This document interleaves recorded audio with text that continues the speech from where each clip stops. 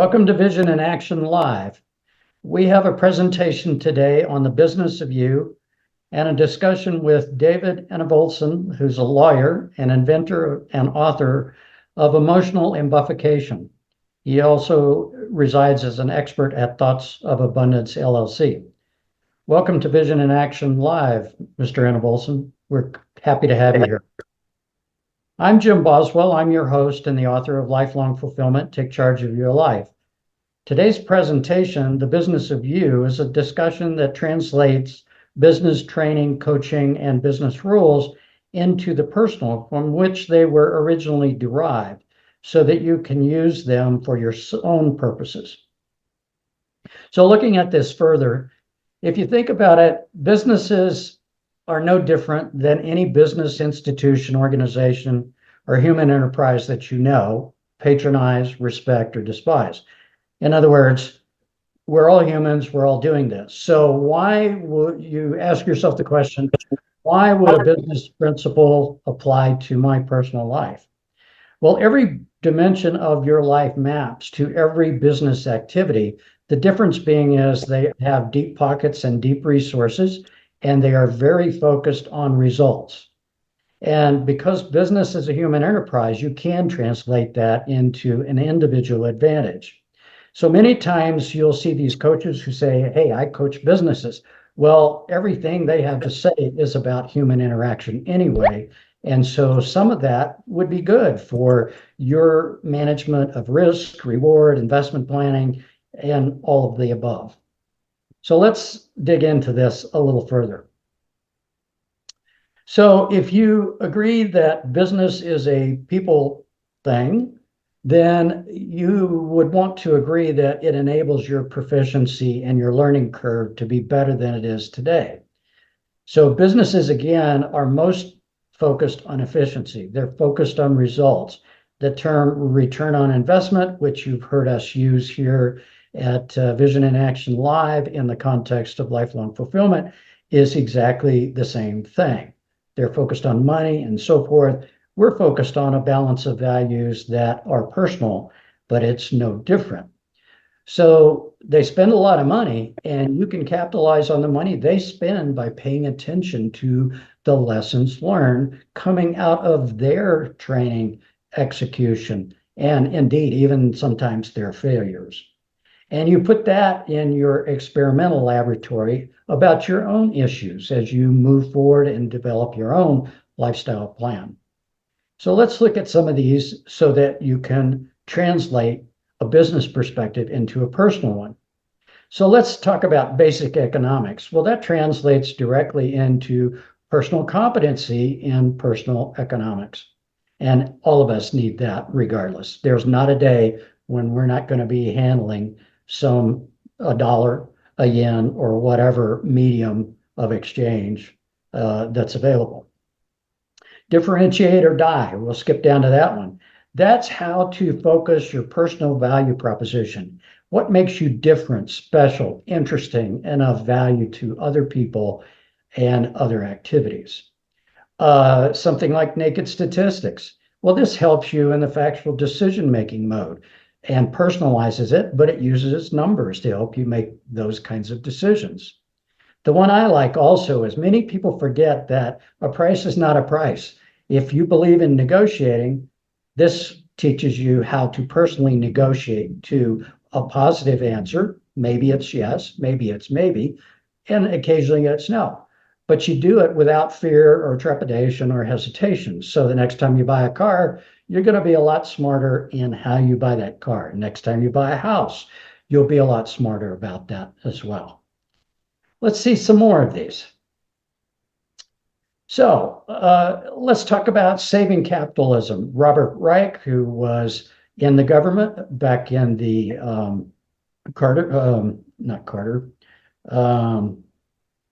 in the government as a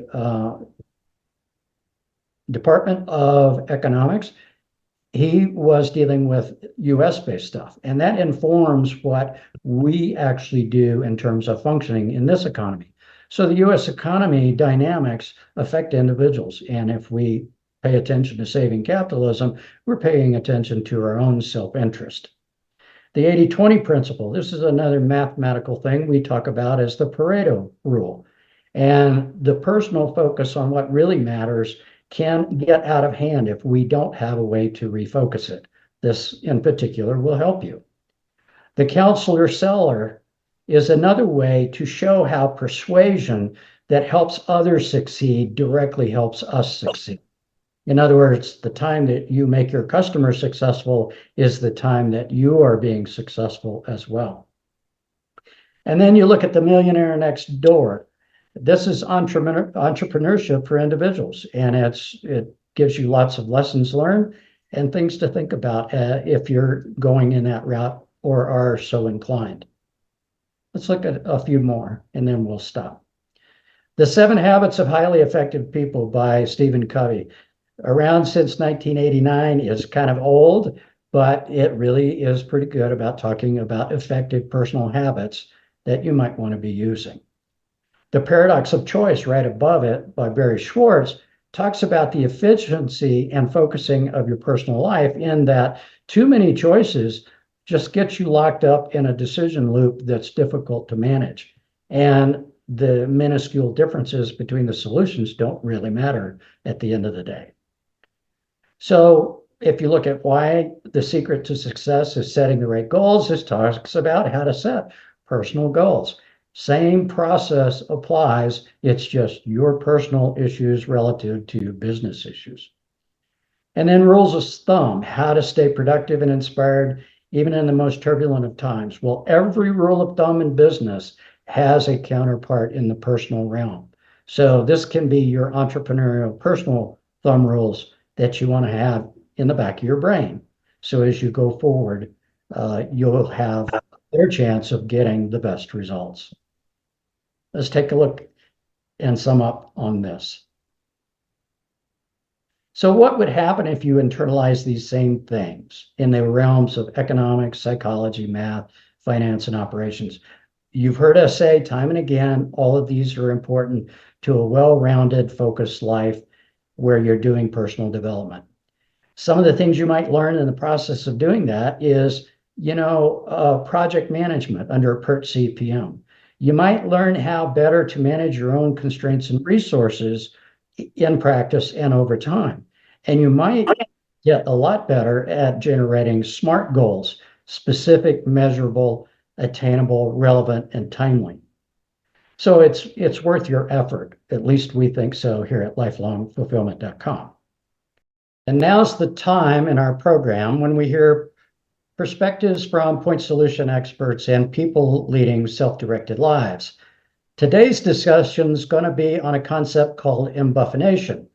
And leading up to that, I want you to help me welcome David Enevoldsen. He's a lawyer. He's the inventor of the concept and the author of Emotional Embuffination, and an expert at Thoughts of Abundance, LLC. Mr. Enevoldsen has certifications in neurolinguistic programming, cognitive behavioral therapy, and as a life coach. Welcome to Vision in Action Live, Mr. Enevoldsen. Thank you very much. Glad to be here. Thank you. Great. So I've made that introduction. I may not have completed everything of key for the audience. If you'd like to, please feel free to amplify on that. Sure. Maybe I can just give a little background because I think it gives some insight into what I'm doing. So I've worked as an attorney primarily in family law. I've also done a lot of criminal law, and I've been doing that for well over a decade now. And I also had a bachelor's degree in psychology. And so when I'm working on all these divorce cases and custody fights with children, I was very frequently seeing people just completely unravel.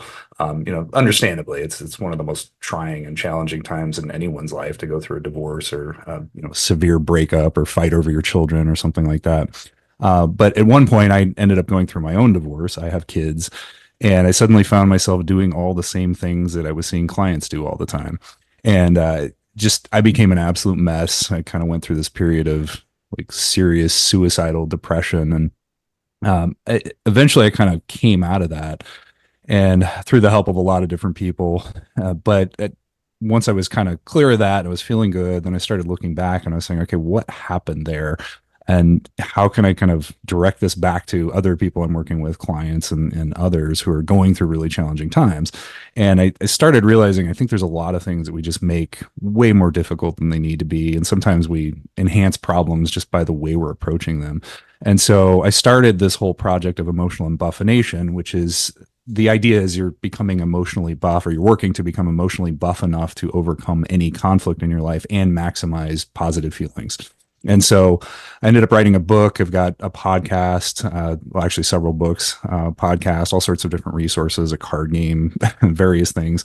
And they're all directed at kind of enhancing the way that we approach problems and maximizing positive feelings all the time. That involves a lot of things. And one other aspect of that, as you touched on, is the law of attraction, which became a pretty useful paradigm for me as I was kind of going through my own recovery and in continuing to improve my life in various ways. And so I think there's different ways you can look at the law of attraction. If anybody's not familiar with it, it's this idea that your thoughts ultimately manifest in some way in the real world. So if I'm constantly dwelling on, poverty, for example, I start to manifest poverty. Or if I'm constantly thinking about wealth, I start to manifest wealth, or sickness or health, or whatever it is. And so all of these things were really helpful to me. And the Emotional Embuffination Project is just me trying to put them together and hand them to other people so that when they're going through challenging times in their lives, they don't have to deal with worse stuff than they really need to. That's the idea.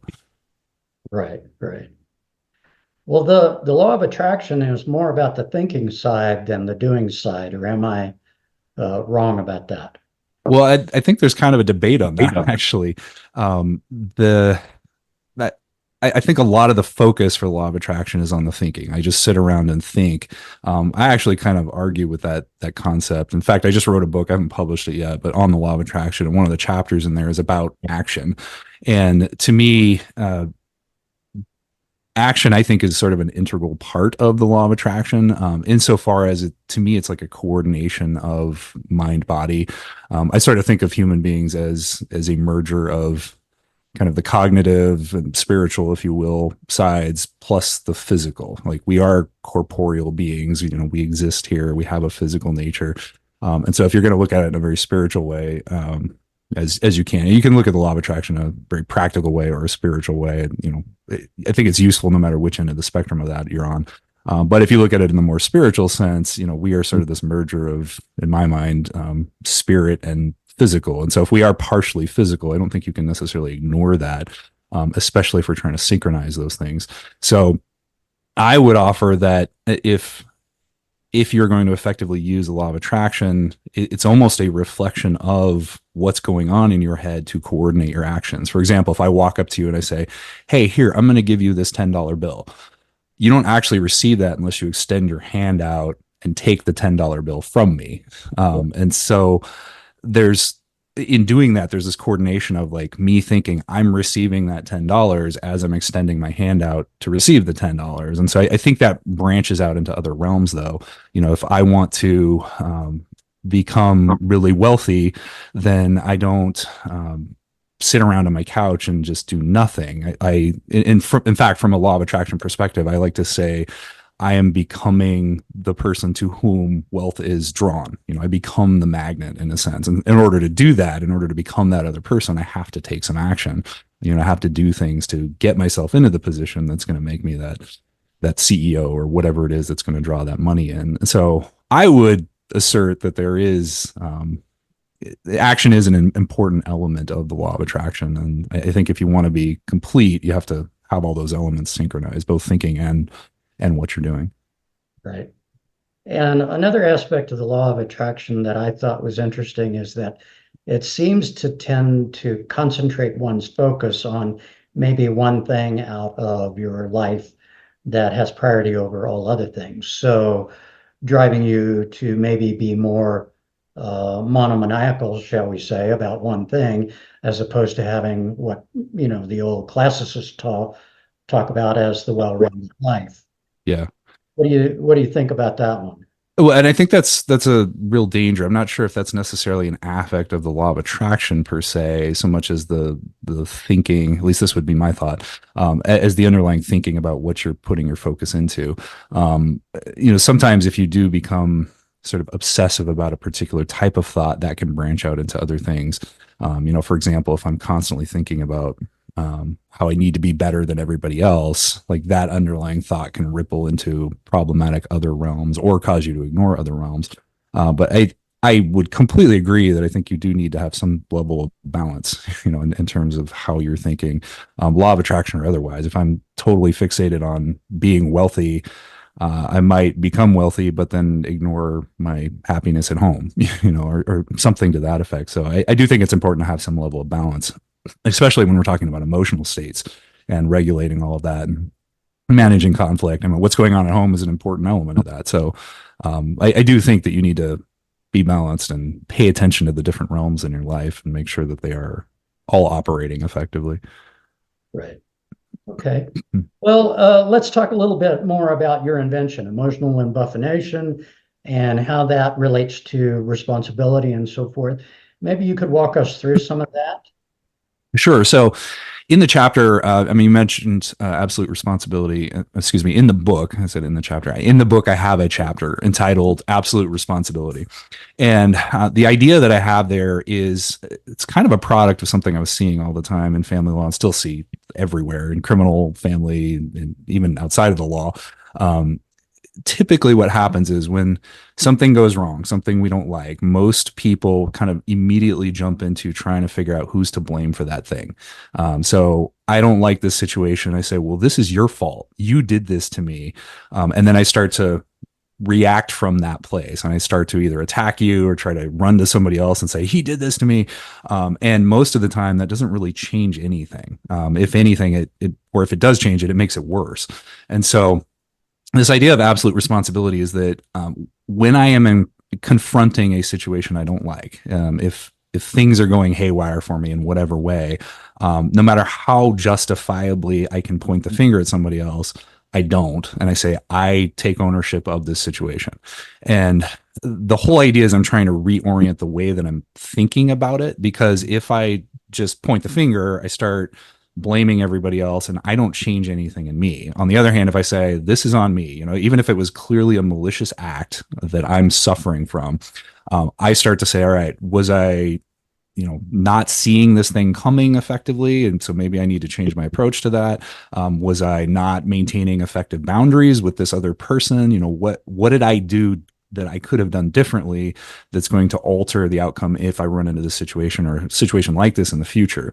And the theory is that by doing this, I'm now starting to change what I'm doing. And if I can change what I'm doing, even if it is legitimately somebody else's fault, then I reduce the possibility that this is going to happen in the future, and I increase the possibility that I'm going to deal with this more effectively in the future if it happens again. And another part of this problem is that most people, no matter what is going on, I have seen people contort the weirdest situations that are so obviously on them into it's somebody else's fault. So the whole idea here is we're just trying to reorient our thinking so that we're not just automatically pointing the finger, fireballing things out of control and otherwise not fixing the problem, and instead say, okay, it doesn't matter what happened, it's on me.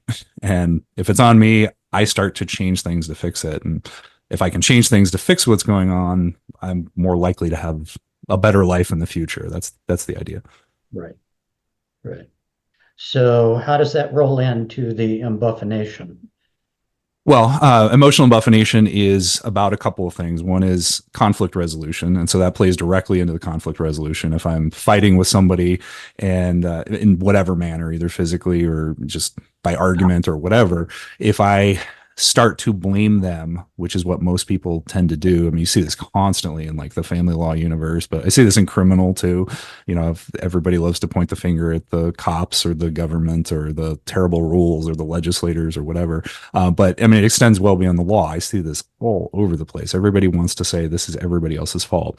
And generally speaking, that inflames situations. If I come on and I say, Jim, you did this to me, you're a jerk, I need to like tell you how you're wrong, then in that situation, typically you're going to, I'm not saying any of that, but of course. I might react poorly to that. Well, that's the point though, is you're going to get defensive if I start approaching you that way. And I say, you made me feel bad and I'm going to tell you why you're a terrible person. You're going to say, this wasn't me, this was you. And then you're going to overreact, and then I'm going to react even more. And all of a sudden we're in this huge argument, and it's gotten worse.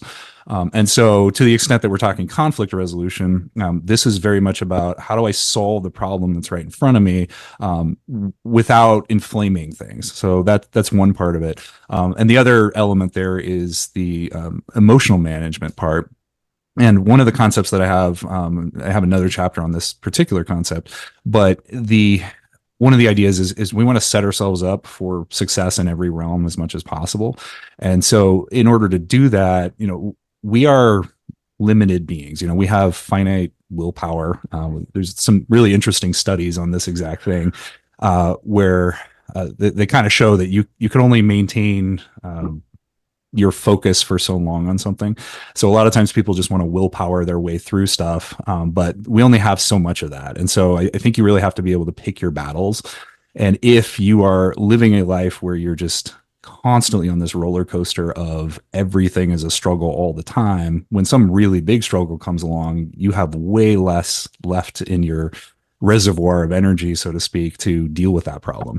And so if we can kind of get in the habit of setting ourselves up in a way that the day-to-day moments are not just constant struggles because we're not managing all these little things well, then we have a lot more willpower left over for the problems when they do arise, and then we can handle those more effectively. And that in turn spills over into, I'm going to feel better most of the time. And when I do run into these problems, I'm going to handle them and feel better with those as well. So that's kind of the underlying idea, is just we're trying to set it up in all realms, no matter what's going on around us, such that I feel better all the time. And when the problems do come along, I'm effectively resolving them. Mm-hmm. Well, I don't know if you're acquainted with Dr. Kahneman, who works in behavioral psychology, but he wrote a book called Thinking Fast and Slow. Oh, yes, yes. And so he was making a distinction between the system one brain, which is our instinctual and emotional brain set, and the system two brain, which is a little hard to get motivated, but it's your logical brain, the one that can do analysis, the one that can, what we might want to term rational. And it seems like a lot of our default is we are at heart emotional beings. Our system one brain is immediate, instinctual, and it's designed to protect us without doubt. And a lot of this sounds like it reverts back to how do we manage that transition? We'd like to be in system two, where logical, rational, we think about what we're doing, but a lot of times we get forced back in to the emotional. Right. And it sounds like you're addressing that pretty much head on. Yeah, no, and I agree. Their emotions are fascinating things. And I think we tend to feel them regardless of what's going on, regardless of how you're thinking about it. I've had some really interesting times in my life where I feel like I'm in crisis and I'm watching my emotional states and can't seem to manipulate them in a direct sense. And, I have another chapter in the book. I keep referencing chapters in my book, but there is another chapter in my book, which is chapter 5, where I kind of talk about the function of emotion. And there's some really fascinating studies that have been done in various ways. One of the most influential to me, there's a book by Dr. Antonio Damasio, excuse me. I was thinking of the wrong book there for a second. So Antonio Damasio wrote this book called Descartes' Error, and he's a neuroscientist, and he did a lot of work with people who've had kind of damage in their brain that would impact emotion. And so a lot of his patients would come in and were just experiencing no emotion whatsoever. And almost invariably, what you start to see is that people cannot function when they don't have emotion. And it seems to me that a big part of that is what's happening. And I go into this in the chapter 5 of my book. But it seems to me that what's happening is emotion helps us to prioritize things. And in prioritizing things, we say, okay, this thing is important or this thing is not important. And so I can throw more attention at this or not throw attention at this. And it's sort of this integrated thing that happens all throughout our bodies. And so we can kind of look at these emotions because we have these kind of I mean, going into the thinking fast and slow stuff, we have kind of different ways of analyzing what's going on, but it's really hard to override the existing emotions, and they're designed to protect us in various ways, as you indicated. There's a fascinating example in Descartes' Error, that book, where he talks about this patient that he had come in who had damage to his brain such that he wasn't experiencing emotion anymore. And they, at the end of this session, they bring him out and they say, okay, let's schedule your next session. And they say, you can pick this day or this day. There's like two options. And then he proceeds for, I think it was like half an hour. He's sitting there going back and forth saying, well, if I go on this day, there's this advantage and this advantage and this disadvantage and this disadvantage. If I come over on this day, and so he literally is just going back and forth for 30 minutes. Mm-hmm. About all these, this unending calculus of which day he's going to pick for this next appointment. And finally, the staff like get irritated and they're like, just pick this day. And he's like, okay. But the point of that, I think, is that, and this is what often happens when we don't have emotion, is that people get into this unending calculus of decisions and they can't choose anything. Emotion helps us to say, this is important. That family member over there is about to get murdered. Right. I'm going to have an emotional reaction that says, that's an important thing. I need to take serious action and drop everything else right now. That's kind of an extreme example, but we have all these kind of gradations down from that. And because that's so integrally intertwined in our system, you can't really override it. And in fact, the emotions will frequently override what we're doing. But I think we need to acknowledge them and their importance, and not a lot of times other people talk about this contrast between, we need to just think rationally all the time and use that reason to overcome emotion, that kind of thing. I would actually assert that we sort of accept the emotion, acknowledge the importance of the emotion. And interestingly, when you're in moments of crisis, this is what I've discovered, by acknowledging and being okay with the fact that I'm feeling something, and actually lessens the intensity of the emotion that it's having over me. Because otherwise I start to say, well, I'm upset right now and I shouldn't be upset. And then I get upset about the fact that I shouldn't be upset. So now I become kind of doubly upset. Right. We can think about, there's these different ways we can approach things. And I think the habits that we're developing and the way that we're analyzing things when stuff is calm are going to influence how we react in those moments of crisis. So we do need to think about the different realms of it. I do think we need to acknowledge and accept the importance of the emotion, because we wouldn't function with it if we didn't have emotion.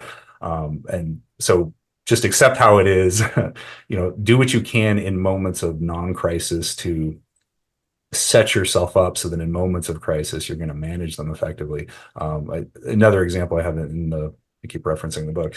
Another example I have in the book is one of like working out. So I have analogous to this kind of emotional management idea, is this idea that you're constantly working out your emotions. So you're working on it.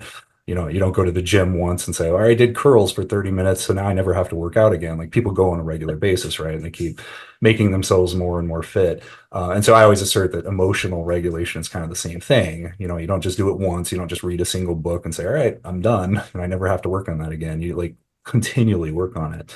And so with that in mind, if a moment of crisis comes up, I am wherever I am. If I get into a physical fight with somebody, for example, my physical body is wherever it is. Like, I don't have time to step back and say, I'm going to do a million crunches and push-ups and then make my muscles big so that I can engage in this fight. Like, your body is whatever it is in that moment.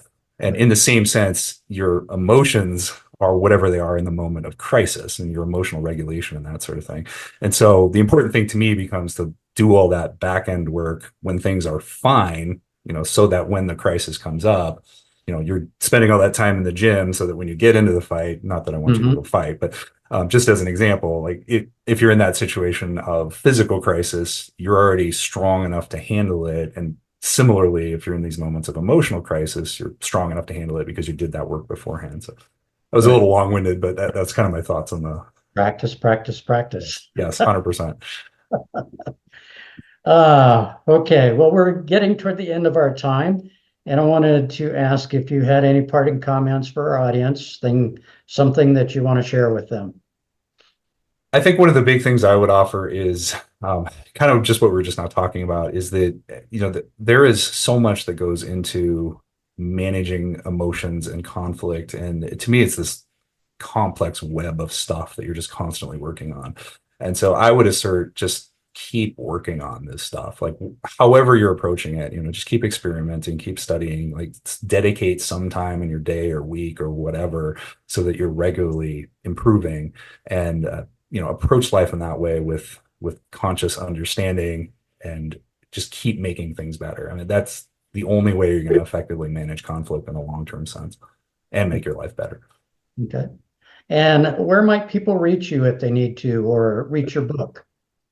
So you can find the book on Amazon or Barnes and Noble. You can also look on my website for that. I have several other books on there, guided journal, card game, podcast, etc.